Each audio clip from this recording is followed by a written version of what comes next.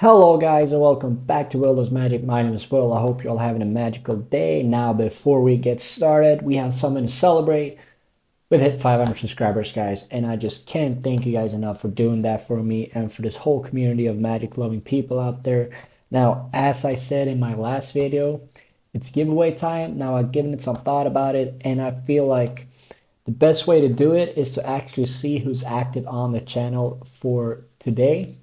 So all you got to do to enter is write a comment down below on why you love magic so much and why you keep watching these videos. And you can comment multiple times if you got multiple reasons.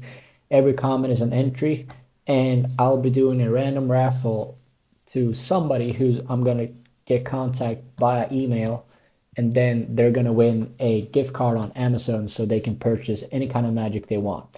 I feel like that's the first way to give somebody something out of this, because there's a lot of you people right now that I believe want it, and I just can't pick out random guys because there's been so many people helping me to get to this point. So that's the first way I'm going to do it. Now I don't see why we should stop here. I think we should aim for 1,000 now, and then just kind of keep these giveaways coming and going. So if you want to have a chance to win that gift card, just write a comment down below on why you love magic so much. Today, I've got a killer mind reading card trick from Alex Boyer, and I believe it's SpideyHypnosis that did it on his channel. I'm give a big shout out to them because this is one of the best mind reading tricks I've ever seen. I feel like I should share it to you guys on this special day. If you do like this trick, please leave a like on the video, comment, as I said, both for the giveaways and what you want to see in the future, and subscribe to the channel if you're new. Let's aim for that 1,000 now. And also, please go check out Alex Boyer and SpideyHypnosis if you do like this trick, because it's their performance as well. And without further ado, let's get into the performance of this mind reading trick. So for this trick, guys, you're going to need a deck of cards. Now, I'm going to start off by giving the deck a couple cuts. Now, the way this is going to work is that you're usually having a spectator on the other side. So I'm going to act as both the spectator and the performer in this case. And what this is going to mean is that I'm going to have to do a couple moves that doesn't look natural in video format, but it will look natural if you do it in real life. And I'll also kind of show off and kind of try and tell you guys where it's at. So we're going to start off by having the spectator cut off any amount of cards they want. So let's say they cut off right there. Now, I just want to say that you could have cut off like anywhere, thicker, thinner, anywhere you want it. But with those cards, I want to take a peek, lift them up and just take a peek underneath those cards, all right? And then I want you to see what that card is. You got it? All right, now we're going to put the deck back in. And now I would hand the deck over to you, and I want you to shuffle the deck as much as you want. Now, if you don't know how to shuffle, you can kind of do it in piles a bit. You can give it a good riffle shuffle if you're good enough with cards. And then if you want to, I can even help you do a couple of riffle shuffles. It doesn't matter. And I want you to understand that out of all these cards, now I'm going to show them to you, that you could have picked any one of these cards. Now, it was a free choice. So what I'm going to do is I'm going to look in this deck, and I'm going to pick out... maybe that one looks good. Yeah, let's go with this one.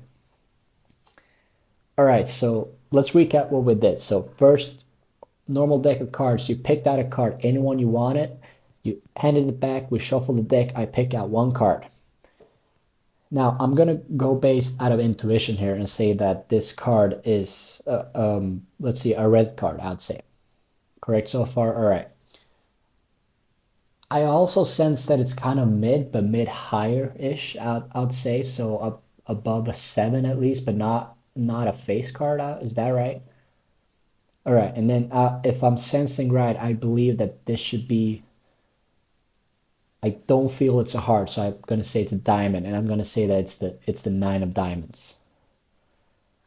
And hopefully that 9 of diamonds was your card. Now that's the trick, guys. I hope you enjoyed it. Now let's get into the tutorial of this trick.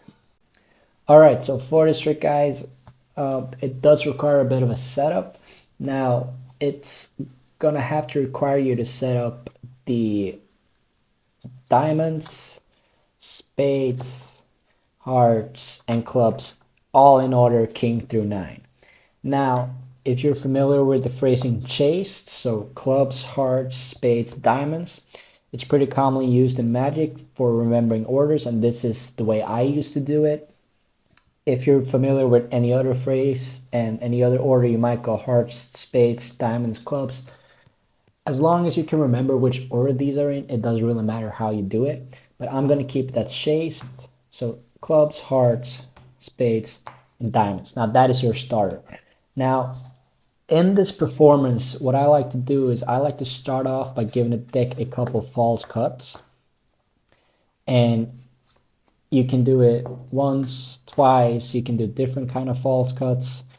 Just a couple to see that you're actually moving the deck around a bit. And then what I like to do is give it a couple of actual cuts. Now, when you think about it, giving the deck a couple cuts isn't going to disturb the whole order really, because it's still going to be chased from king through ace all the way down, just that you're starting on a different card. So you can give the deck as many cuts as you want. You can do a couple more fake cuts. And then when you're ready to go, you're going to tell the spectator that they're going to pick off any chunk of cards. Now, this is a totally free choice. And you tell them to pick the cards off so nobody sees them. So let's say they pick the cards off right there and nobody sees which cards they pick. Now, I like to have them put it towards their chest instead of the table, but since I don't have a spectator, I can't show it to you guys. But I would say put this chunks towards your chest so nobody can see it. Now, here's where the magic really happens. So you're going to pull off 1, 2, 3, 4, 5 cards. And you're going to do this by saying to the spectator, all right, you could have picked any thinner amount of cards. You could have picked a thinner amount of cards. You got a completely free choice. Now, once you're saying that, you're counting down 5 cards, spreading 2 or 3 or 5, however you want to do it. But you spread those 5 cards, and you get a pinky break on those 5 cards. Now, since this is going in a circular order, chase down, king through ace, you're going to tell them what to do next. So you're going to pick up these cards at that pinky break and tell the spectator, all right, I want you to take a look at these cards now and peek at it so only you can see what card you've chosen. Now, as you're doing this, you're taking a look at the 5th card from their selection. Now, since we're going chased in order, king through ace, this card and add 5 is going to be their selected card. So if we would go 9, we would have the 9, 10, jack, queen, king. And then their card, since we're going clubs, hearts, spades, diamonds, will be the ace of spades. That's why you got to have the order to remember which cards are going where. Because if you don't remember the order, that card could be any of the other 3 aces pretty much. So once again, you have them pick off any amount they want, put them towards their chest. You tell them, all right, you could have picked thinner or thicker. You had a total free choice.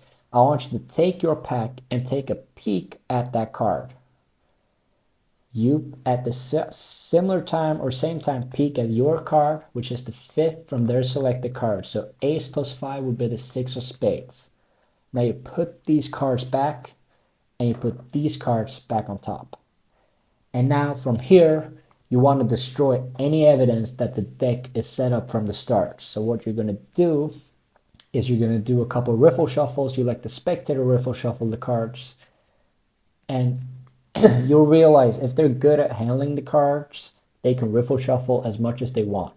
If they kind of do something like that, you might have to go and riffle shuffle them yourself. And I'll show you in a sec.